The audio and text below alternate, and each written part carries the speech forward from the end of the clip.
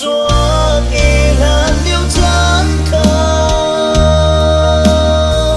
chung tiếng đến chuốt rồi luôn chỉ tàn lệ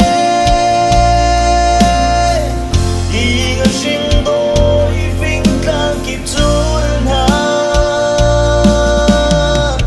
càng ai riêng mang tôn nuông yên lên liêu chán khao cả rùa tôn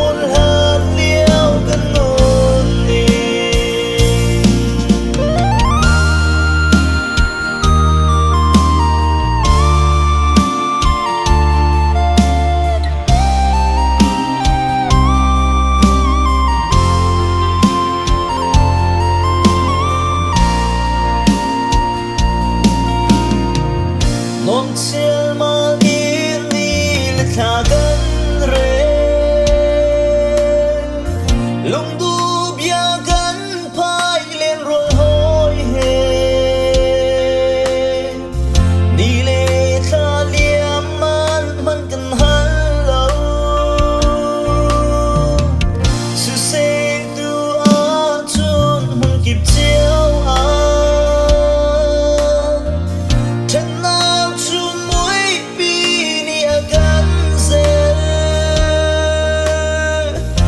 chiều đôi tháng lô tuần tràn tràn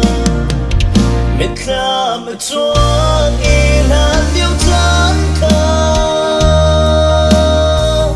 chung tiếng đến chuốt rồi luôn chỉ tàn lệ y ngờ sinh đôi vinh càng kịp chuôn ha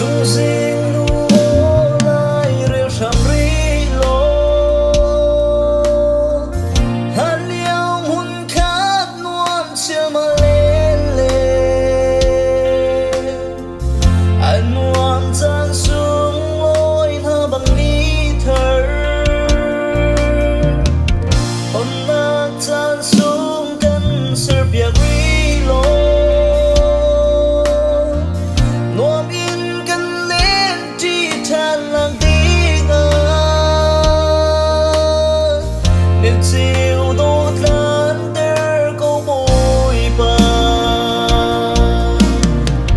biết ra mà